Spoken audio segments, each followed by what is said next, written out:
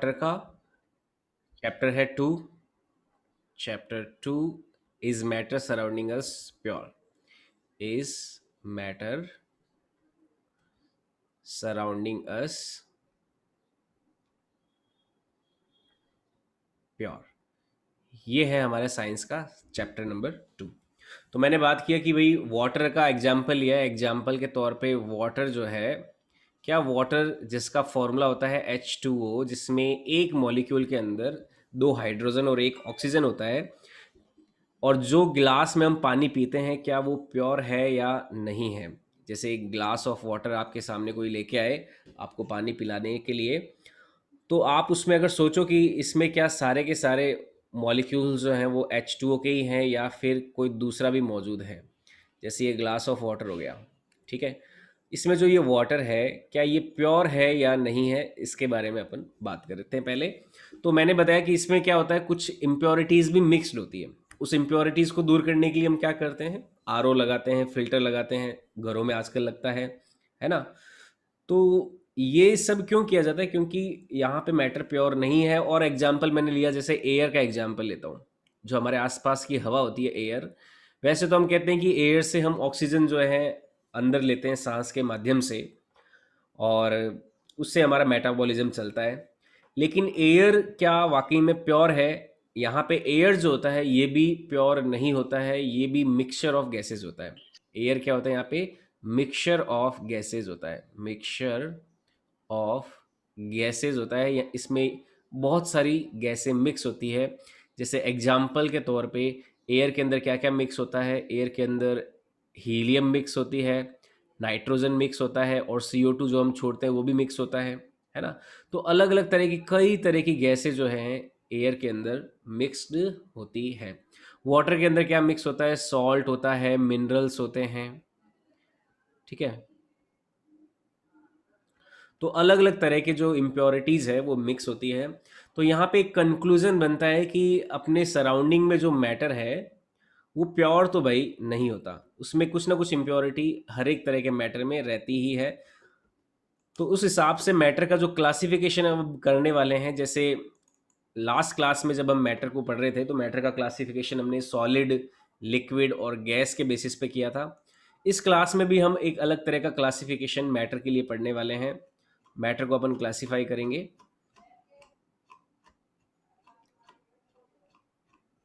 हम्म यहाँ पे मैटर को जब हम क्लासिफाई करते हैं तो यहाँ पे मैटर को दो तरह से क्लासिफाई करेंगे। जैसे मैटर जो है, एक मैटर तो हम क्लासिफाई कर देते हैं जो प्योर स्टेट में होता है। क्या, किस स्टेट में? प्योर स्टेट में। और एक इम्प्योर, या फिर उस प्योर को अपन इम्प्योर ना बोल के मिक्सचर बोल देते हैं, ठीक है। मैटर को दो तरह से क्लासिफाई किया जा सकता है, एक तो होता है प्योर और एक होता है मिक्सचर। एक बार मैं क्लासिफिकेशन ले लेता हूँ सारा, उसके बाद में क्या है प्योर क्या है मिक्सचर ये सारा हम डिटेल में आगे पढ़ेंगे। तो मैटर को दो तरह से क्लासिफाई किया जा सकता है, एक तो होता है प्योर और एक होता है मिक्सचर। प्योर को फर्दर दो तरह से और क्लासिफाई कर सकते हैं हम। प्योर का फर्दर दो तरह का क्लासिफिकेशन और रहेगा, एक तो होता है एलिमेंट और एक होता है कंपाउंड। एक तो एलिमेंट हो जाएगा और एक हो जाएगा कंपाउंड। जो प्योर मैटर होता है उसके दो और क्लासिफिकेशन, एक है एलिमेंट और एक होता है कंपाउंड। पहले मैं एक चार्ट बना देता हूँ। जितने भी तरह के डेफिनेशंस हम इस मैटर के क्लासिफिकेशन में आगे पढ़ने वाले हैं, एक बार मैं उसका चार्ट बना देता हूँ। चार्ट बनाने के बाद में हमें पढ़ने में आसानी होगी। तो मैटर को दो तरह से क्लासिफाई किया, प्योर एंड मिक्सचर। प्योर के भी फर्दर दो क्लासिफिकेशन, एलिमेंट्स एंड कंपाउंड्स, ठीक है। एलिमेंट के भी कुछ यहाँ पे क्लासिफिकेशन रहता है। उससे पहले मिक्सचर के क्लासिफिकेशन दो और रहते हैं, एक तो होता है होमोजीनियस और एक होता है हेट्रोजीनियस। मिक्सचर के दो क्लासिफिकेशन, एक है होमोजीनियस मिक्सचर और एक होता है हेट्रोजीनियस मिक्सचर। एक तो इसमें पढ़ेंगे हम होमोजीनियस और एक पढ़ेंगे हम हेट्रोजीनियस। तो दो तरह के क्लासिफिकेशन पढ़ेंगे मिक्सचर में भी, होमोजीनियस एंड हेट्रोजीनियस। जो एलिमेंट है, एलिमेंट में हम पढ़ेंगे metal, non metal, metalloid and noble gases. यहाँ पे जो एलिमेंट का क्लासिफिकेशन है, इस क्लासिफिकेशन में हम कुछ फर्दर और क्लासिफिकेशन पढ़ेंगे, जिसमें एक तो हो जाएगा मेटल, एक पढ़ेंगे हम मेटल, एक पढ़ेंगे हम नॉन मेटल, ठीक है, एक पढ़ेंगे हम मेटलॉइड्स और एक पढ़ेंगे हम नोबल गैसेस। तो यहाँ पे एलिमेंट में भी फर्दर 4 क्लासिफिकेशन पढ़ेंगे, metal, non metal, metalloids and noble gases. तो ये 4 फर्दर क्लासिफिकेशन किसमें आएंगे, एलिमेंट के अंदर आने वाले हैं। तो इस तरह से ये क्लासिफिकेशन रहेगा मैटर का। जो फर्स्ट चैप्टर था उसमें हमने मैटर को क्लासिफाई किया था on the basis of state of matter, है ना। जो मैटर की अवस्था होती है उसके बेसिस पे हमने मैटर को 3 तरह से क्लासिफाई किया था, सॉलिड, लिक्विड और गैस, और उसी के बारे में पूरा चैप्टर हमने पढ़ा था। ये जो चैप्टर है, ये चैप्टर डील करता है इसके बारे में कि भाई आसपास जो आप मैटर देख रहे हो, क्या ये प्योर है या इम्प्योर है। अगर प्योर नहीं है, इम्प्योर है, तो इम्प्योरिटी को कैसे रिमूव किया जाए, तो उसके बेसिस पे ये चैप्टर है। तो इस चैप्टर में हमने जो मैटर का क्लासिफिकेशन किया है वो प्योर और मिक्सचर दो के आधार पे किया है। तो प्योर जो होता है, प्योर के फर्दर 2 क्लासिफिकेशन रहते हैं, एलिमेंट एंड कंपाउंड। मिक्सचर के further 2 classification, homogeneous and heterogeneous. Element में मेटल आ गया, नॉन मेटल आ गया, मेटलॉइड्स आ गया एंड नोबल गैसेज आ गया, ठीक है। तो एक एक करके हम सभी का डेफिनेशन लिखते हैं, सभी को समझते हैं कि सबसे पहले प्योर सब्सटेंस को कैसे डिफाइन किया जाएगा। सबसे पहले अपन डिफाइन करते हैं प्योर सब्सटेंस को, कि वाकई में प्योर होता क्या है, प्योर सब्सटेंस क्या होता है। तो देखो, प्योर सब्सटेंस का डेफिनेशन आप नोट करेंगे। ये प्योर सब्सटेंस होता है material which contains particles of one kind. ऐसे materials which contains particles of only one kind and has definite set of properties are called pure substances. तो ऐसे substance जिसमें केवल एक ही प्रकार के पार्टिकल हो। एक ही प्रकार के पार्टिकल का क्या मतलब है, आप प्योर वाटर किसको बोलोगे, प्योर वाटर किसको बोलोगे जिसमें सलाइनिटी नहीं होगी, जिसमें सॉल्ट नहीं होगा, कोई मिनरल नहीं होगा, कोई भी किसी भी तरह की इम्प्योरिटी नहीं है। जब आप H2O की बात कर रहे हो तो आपको प्योर H2O है, यानी कि उस H2O के सैंपल में आपको क्या है, खाली H2O के अलावा और कुछ भी मौजूद नहीं है। तो वो क्या कहलाएगा, प्योर सब्सटेंस कहलाएगा। जैसे मैं यहाँ पे वाटर का एक सैंपल ले लेता हूँ, ये मान लो एक वाटर का सैंपल है। तो इस वाटर के सैंपल में एज वी नो, वाटर के जो मॉलिक्यूल्स होते हैं, छोटे छोटे मॉलिक्यूल्स, ये ऐसे, इनका फॉर्मूला होता है H2O। अब इसके अलावा कुछ भी मौजूद नहीं है, दूसरा तीसरा कोई भी इम्प्योरिटी मौजूद नहीं है। यहाँ पे हो सकता है कि सॉल्ट के पार्टिकल्स होते, या फिर पत्थर के पार्टिकल्स होते, या कुछ भी हो सकता था, सैंड पार्टिकल्स होते। तो वहाँ पे कुछ भी मौजूद नहीं है। तो ऐसा जो सब्सटेंस होता है वो क्या कहलाता है, प्योर सब्सटेंस कहलाता है। अब डेफिनेट सेट ऑफ प्रॉपर्टीज का मतलब क्या है, इसको ध्यान से समझना। डेफिनेट सेट ऑफ प्रॉपर्टीज, मैं एक और एग्जांपल लेता हूं डेफिनेट सेट ऑफ प्रॉपर्टीज को समझाने से पहले। एग्जांपल के तौर पे आपके पास कोई गोल्ड का, ये मान लो गोल्ड है ना, एक गोल्ड का एक सैंपल है। ये आपके पास एक गोल्ड का सैंपल है, दिस इज गोल्ड सैंपल। अगर गोल्ड प्योर है, जैसे 24 कैरेट, 18 कैरेट, 21 कैरेट, ये अलग अलग गोल्ड के प्योरिटी के मापांक होते हैं। तो सबसे जो प्योरेस्ट होता है वो 24 कैरेट होता है। और अपन प्योर सब्सटेंस की बात करें तो इसमें खाली गोल्ड के अलावा और कोई भी दूसरा एटम नहीं है। प्योर अगर है, प्योर गोल्ड का मतलब क्या हो गया, only atoms of gold, only atoms of gold, यानी कि गोल्ड के ही एटम्स है या फिर गोल्ड के ही पार्टिकल्स है। एटम क्योंकि अपन ने अभी तक नहीं समझा, इसको नेक्स्ट चैप्टर में पढ़ना है, तो मैं इसको पार्टिकल बोल देता हूँ। Only particles, only particles of gold. एक सोने का एक छोटा सा टुकड़ा है, तो उसमें खाली और खाली सोने के ही पार्टिकल है, इसके अलावा किसी के भी पार्टिकल नहीं है। और एग्जाम्पल देखो, अगर मैं एग्जाम्पल के तौर पर ले लूँ कोई लोहे का अगर मान लो एक शीट ले लिया लोहा, जैसे ब्राउन कलर का या ब्लैक कलर का होता है, तो लोहे का मान लो शीट ले लिया इस तरह से, ब्राउन या ब्लैक कलर का, ठीक है।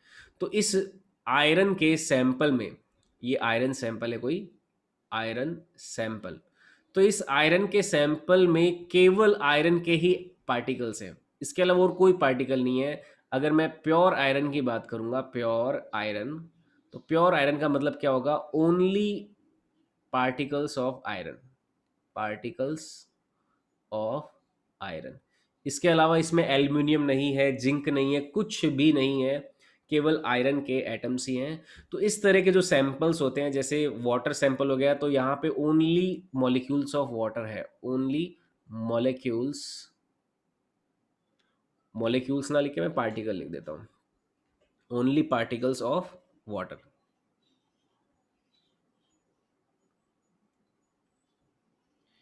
ठीक है। तो ये एग्जाम्पल हो गए कुछ प्योर सब्सटेंसेस के। अब देखो यहाँ पे एक वर्ड लिखा हुआ है, and has definite set of properties, definite set of properties, इसका मतलब क्या है, देखो समझना। डेफिनेट सेट यानी कि कुछ एक फिक्स प्रॉपर्टीज होती है, ये प्रॉपर्टीज चेंज नहीं होती है।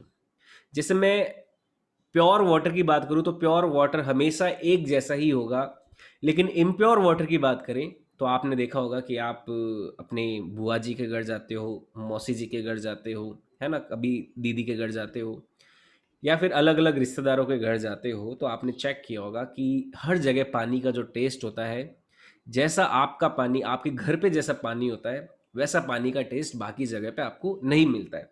इसका कारण क्या है, क्योंकि आपके घर पे पानी भी इम्प्योर था, वहां पे भी अलग अलग जगह पे गए, तो उनके घर का भी पानी क्या था, इम्प्योर था, वो प्योर नहीं था। तो इम्प्योर होने के कारण क्या हो गया, हर पानी की अपनी एक विशेषता हो गई, हर तरह का जो इम्प्योर वाटर है उसका अपना एक क्या हो गया, प्रॉपर्टी हो गया। तो यहाँ पे जो प्योर होता है उसके पास तो डेफिनेट सेट ऑफ प्रॉपर्टीज का मतलब क्या हो गया, उसकी कुछ प्रॉपर्टीज एकदम फिक्स होगी, यानी कि वो चेंज नहीं होगी।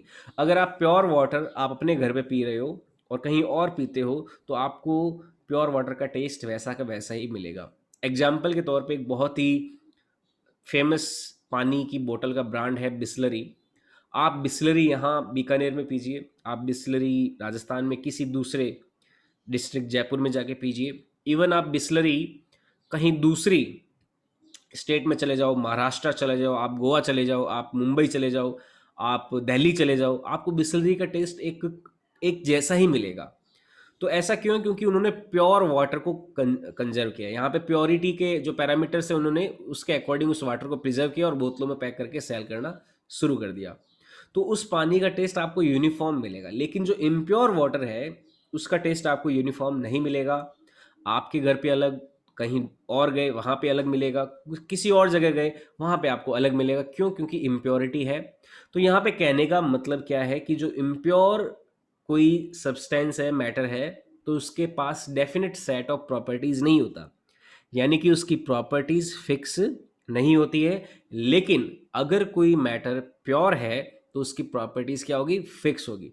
जैसे गोल्ड की बात करें, गोल्ड जो प्योर गोल्ड होता है बहुत ज़बरदस्त क्वालिटी का, उसके गोल्ड के जो ऑर्नामेंट्स एकदम चमचमाते चमकीले बनेंगे, बहुत बढ़िया दिखेंगे, सुंदर दिखेंगे देखने में।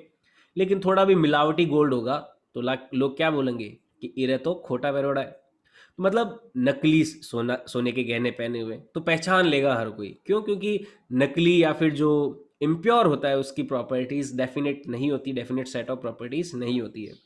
अगर लोहा कोई इम्प्योर है और एक प्योर है, प्योर लोहे की कोई चीज़ बनाओगे तो बहुत ही शानदार सॉलिड चीज़ बनेगी, निगर चीज़ बनेगी। लेकिन वो इम्प्योर है तो हो सकता है वो कमज़ोर हो सकता है उसकी कुछ अलग प्रॉपर्टीज़ हो।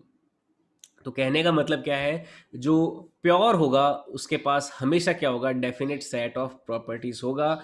इम्प्योर के पास डेफिनेट सेट ऑफ प्रॉपर्टीज कभी भी नहीं होगी। तो आई थिंक आपको प्योर सब्सटेंस समझ में आ गया होगा। प्योर सब्सटेंस समझ में आया। नेक्स्ट है, अगर अपन लेते हैं, नेक्स्ट डिफाइन करते हैं मिक्सचर को। तो मिक्सचर क्या हो जाएगा, जिसमें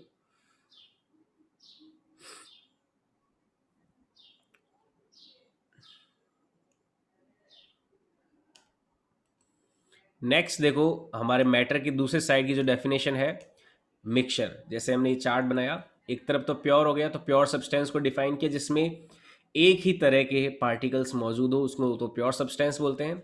जो नेक्स्ट डेफिनेशन है वो है मिक्सचर्स की, तो मिक्सचर की डेफिनेशंस पे चलते हैं।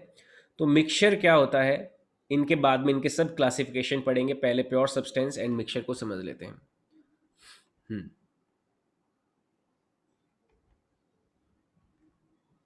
नेक्स्ट है मिक्सचर।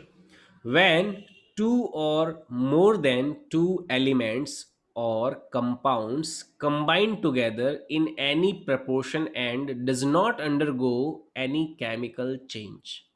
तो ऐसे सब्सटेंस जो होते हैं उनको मिक्सचर बोलते हैं अगर दो या दो से ज़्यादा एलिमेंट्स या कंपाउंड्स कंबाइन होते हैं आपस में और किसी तरह की केमिकल रिएक्शन नहीं करते हैं, तो ऐसा जो सब्सटेंस होता है उसको मिक्सचर बोला जाता है। जैसे एग्जाम्पल के तौर पे जो वाटर होता है, वाटर में अगर मैं सॉल्ट मिला दूं, वाटर में मैंने सॉल्ट मिलाया और यहाँ पे कोई केमिकल रिएक्शन नहीं हुआ और इससे जो बना वो बन गया कोई सॉल्टी वाटर। ये क्या बन गया? सॉल्टी वाटर बन गया। तो ये जो एग्जाम्पल है वो किसका एग्जाम्पल है? एक मिक्सचर का एग्जाम्पल है, सॉल्टी वाटर। या फिर वाटर में मैंने शुगर को मिला दिया, वाटर प्लस शुगर, तो ये किसका एग्जाम्पल हो गया? वाटर प्लस शुगर का एग्जाम्पल हो गया। ये हमारा एग्जाम्पल हो जाएगा एक मीठा जो वाटर बना, ये एक मिक्सचर का एग्जाम्पल हो जाएगा। यहाँ पे एक चीज़ आपको ध्यान में रखना है कि does not undergo any chemical change, यानी कि यहाँ पे कोई केमिकल रिएक्शन नहीं होती है। तो एक नोट यहाँ पे ध्यान में रखना है कि no chemical reaction, no chemical reaction, chemical reaction for making this kind of mixtures, making this kind of mixtures. तो इस तरह के जो मिक्सचर्स हैं उनको बनाने के लिए किसी भी तरह की केमिकल रिएक्शन नहीं होती है। और एग्जाम्पल से आप समझ सकते हो, जैसे मैं एग्जाम्पल की बात करूं, H2 और O2 को जब आप मिक्स करोगे, H2 और O2 को मिक्स जब करते हैं तो हम जानते हैं कि हाइड्रोजन और ऑक्सीजन से मिक्स होने से क्या मिलता है? वाटर मिलता है। जब आप हाइड्रोजन और ऑक्सीजन को मिक्स करते हो तो क्या बनता है? पानी बनता है। इस रिएक्शन में इधर दो हाइड्रोजन है, इधर दो हाइड्रोजन है, इधर एक ऑक्सीजन है, इधर दो ऑक्सीजन है। यहाँ पे मैं 2 लगाता हूँ और यहाँ पे मैं 2 लगा देता हूँ, तो 2H2 plus O2 gives H2। या फिर जो हाइड्रोजन है और ऑक्सीजन है वो मिलके क्या देते हैं? वाटर देते हैं। इस केस में देखो ये केमिकल रिएक्शन हो रही है। यहाँ पे ये क्या हो रहा है? यहाँ पे chemical reaction is happening, chemical reaction is occurring. यहाँ पे केमिकल रिएक्शन अकर हो रही है। तो इस वजह से जो ये प्रक्रिया होगी जिसमें हाइड्रोजन और ऑक्सीजन को मिलाने से वाटर का फॉर्मेशन हो रहा है, इसे हम वाटर को हम मिक्सचर नहीं बोलेंगे, will not say water as a mixture of hydrogen and oxygen. Water is water is not mixture of क्या? Hydrogen and oxygen, hydrogen and oxygen. तो यहाँ पे हम ये कहेंगे कि जो वाटर बना है ये हाइड्रोजन एंड ऑक्सीजन का मिक्सचर नहीं है। क्यों? क्योंकि हाइड्रोजन और ऑक्सीजन के बीच में क्या हो रही है? केमिकल रिएक्शन हो रही है। हमारे यहाँ पे मिक्सचर को अगर डिफाइन करना है तो नो केमिकल रिएक्शन होनी चाहिए, ये एक कंडीशन है, no chemical reaction for making this kind of mixtures. अगर इस तरह के मिक्सचर्स को बनाना है, मिक्सचर को प्रिपेयर करना है, तो कोई भी किसी भी तरह की केमिकल रिएक्शन नहीं होनी चाहिए। ये एक रिक्वायर्ड कंडीशन है मिक्सचर्स को बनाने के लिए। जैसे आप सॉल्ट और शुगर को आपस में मिक्स करते हो तो मिक्सचर बन जाता है ना? सॉल्ट और शुगर को मिक्स करते हो तो मिक्सचर बन जाता है। और ये जो मिक्सचर बना इसमें केमिकल रिएक्शन नहीं हो रही, और केमिकल रिएक्शन नहीं हो रही इसलिए इसको मिक्सचर बोल रहे हैं। अगर केमिकल रिएक्शन होती तो उसको मिक्सचर नहीं बोलते, इसको कुछ और नाम देते। ये और नाम क्या होता है? अपन इसी की तरफ आगे बढ़ते हैं। यहाँ पे मैंने दो वर्ड यूज किए हैं, एलिमेंट्स और कंपाउंड्स। देखो एलिमेंट्स और कंपाउंड्स जो कि हमने प्योर सब्सटेंस में डिफाइन किए थे, एलिमेंट और कंपाउंड। तो अपन नेक्स्ट डेफिनेशन लेते हैं। मैटर में प्योर और मिक्सचर, इन दो की डेफिनेशन हमने ले ली, हमने इन दो को डिफाइन कर दिया। प्योर क्या होते हैं? मिक्सचर क्या होता है, इन दोनों को डिफाइन कर दिया। अब आते हैं एलिमेंट्स एंड कंपाउंड्स पे। तो यहाँ तक आपको आई होप डेफिनेशन क्लियर हो गया होगा कि प्योर सब्सटेंस क्या होते हैं और मिक्सचर क्या होते हैं। प्योर सब्सटेंस के लिए आपको एक बात ध्यान में रखनी है कि प्योर सब्सटेंस वो कंपाउंड्स होते हैं, प्योर सब्सटेंस वो कंपाउंड्स होते हैं जिनमें एक ही तरह के सारे पार्टिकल्स मौजूद हो, वो तो प्योर सब्सटेंसेज होते हैं। और मिक्सचर्स क्या होते हैं, जिनमें डिफरेंट जो एलिमेंट्स और कंपाउंड्स हैं उनको किसी भी प्रपोर्शन में मिला देते हैं बिना किसी केमिकल रिएक्शन के, तो वो क्या कहलाते हैं, मिक्सचर्स कहलाते हैं। मिक्सचर्स के लिए एक रिक्वायर्ड कंडीशन है कि जो आप एलिमेंट्स या कंपाउंड्स आपस में मिक्स कर रहे हैं वे आपस में रिएक्ट नहीं करने चाहिए, वे आपस में रिएक्ट नहीं करने चाहिए। This is the necessary condition for preparing mixtures. So let's take the next definition. Next definition is element. अब अपन डिफाइन करते हैं एलिमेंट्स को। तो एलिमेंट क्या होता है, जो प्योर सब्सटेंस का फर्स्ट क्लासिफिकेशन है, प्योर सब्सटेंस की first category, what is an element. एक एलिमेंट आखिर क्या होता है। तो देखो एलिमेंट क्या होता है, सबसे पहले definition wise, pure substances which can not be further divided are called elements. ऐसे सब्सटेंस जिनको फर्दर हम डिवाइड नहीं कर सकते, फर्दर उनको हम क्लासीफाई नहीं कर सकते, उन्हें हम एलिमेंट बोलते हैं, जिनको फर्दर क्लासीफाई नहीं कर सकते। इसके साथ साथ लेकिन अगर कंपाउंड की बात करें, जैसे कंपाउंड की बात करते हैं, तो इनमें क्या होता है, मैं इसके साथ साथ कंपाउंड की डेफिनेशन भी लेता हूँ, फिर हम दोनों को साथ में कोरिलेट करते हुए समझते हैं।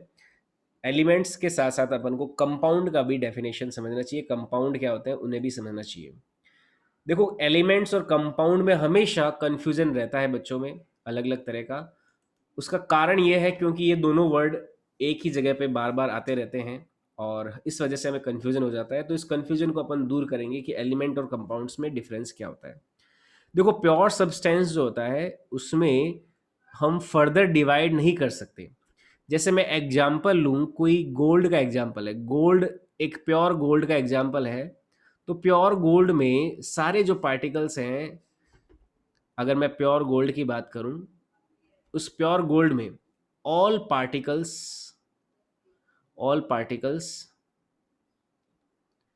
Are same type, same type के हैं सारे पार्टिकल गोल्ड के। तो अब आप क्या कर सकते हो, इस गोल्ड को फर्दर डिवाइड कर सकते हो क्या, कि गोल्ड जो है वो इस एटम से मिलके बना है, इस एटम से मिलके बना है। इसमें तो सारे पार्टिकल्स क्या हो गए, गोल्ड के ही हो गए। या फिर मैं आयरन की बात करूं, जैसे प्योर आयरन की बात करें, तो उस प्योर आयरन में केवल और केवल आयरन ही मौजूद है, इसके अलावा कोई मौजूद है क्या, कोई मौजूद नहीं है। लेकिन कंपाउंड्स में आते हैं तो कंपाउंड्स क्या है, व्हेन टू और more than two elements chemically combined. देखो अगर दो या दो से ज्यादा एलिमेंट्स केमिकली कंबाइंड करते हैं एक दूसरे के साथ in a fixed ratio by weight, in a fixed ratio by weight, इसका मतलब अपन को ध्यान से समझना होगा कि फिक्स रेशो बाय वेट क्या होता है। तो अगर फिक्स रेशो बाय वेट से कंबाइन होते हैं तो उनको अपन क्या बोलते हैं, कंपाउंड्स बोलते हैं। जैसे एग्जांपल के तौर पे H2O, NH4OH, और भी एग्जांपल ले लेता हूँ, CO2 हो गया, है ना, NH3 हो गया, अमोनिया हो गया, ठीक है, बहुत सारे एग्जाम्पल हो सकते हैं। इन सभी को अपन कंपाउंड बोलते हैं।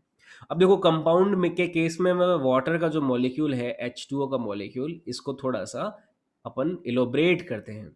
एक H2O का जो मॉलिक्यूल है, एक H2O के मॉलिक्यूल में दो तो हाइड्रोजन बनाने में काम में आता है और एक हमारा काम में आता है ऑक्सीजन।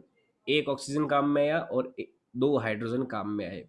अब आप इस दुनिया में कहीं पे भी चले जाओ इस वर्ल्ड में, अगर आप ऑक्सीजन और हाइड्रोजन का रेशो देखोगे, हाइड्रोजन रेशो ऑक्सीजन, तो आप हमेशा पाओगे कि हाइड्रोजन दो हैं तो ऑक्सीजन एक हमेशा रहेगा। यानी कि 20 हाइड्रोजन कहीं पे हैं तो वहाँ पे 10 हाइड्रोजन ऑक्सीजन काम में आएंगे। 100 कहीं पे हाइड्रोजन है तो 50 ऑक्सीजन काम आएंगे। 200 हाइड्रोजन है तो 100 ऑक्सीजन काम में आएंगे। लेकिन नंबर ऑफ हाइड्रोजन और ऑक्सीजन का रेशो जो है हमेशा ये फिक्स रहेगा, ऑलवेज फिक्स रहेगा। ये रेशो कभी भी चेंज नहीं होगा इस केस में। तो H2O अगर बना रहे हो आप, H2O बनाने के केस में हाइड्रोजन ऑक्सीजन का रेशो क्या रहेगा, हमेशा फिक्स रहेगा। तो इस तरह के जो कंपाउंड्स होते हैं। और यहाँ पे आप एक चीज़ ये भी देख सकते हो कि जब ऑक्सीजन और हाइड्रोजन को मिलाया जाता है तो केमिकल रिएक्शन होती है और इससे वाटर बना। तो यहाँ पे केमिकली कंबाइंड यानी कि केमिकल रिएक्शन होती है। तो कंपाउंड्स को बनाने के लिए फॉर कंपाउंड प्रिपरेशन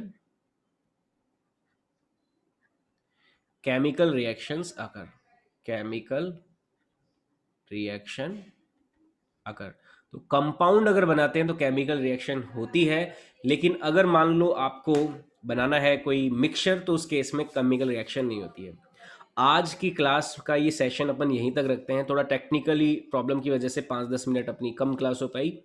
आज की क्लास में अपन इतना ही रखते हैं। यहाँ से आगे अपन कल की क्लास में पढ़ेंगे, हम और ज़्यादा इलोबरेट करेंगे एलिमेंट्स क्या है, कंपाउंड्स क्या है। मैं आपको कुछ एनिमेशंस भी दिखाऊंगा, कुछ वीडियोस भी दिखाऊंगा। आज की क्लास में इतना ही, मिलते हैं कल नेक्स्ट क्लास में। मैं आपको नोट्स व्हाट्सएप ग्रुप पे भेज दूंगा। तो अभी आज की क्लास में इतना ही रखते हैं, यहाँ से आगे अपन लेंगे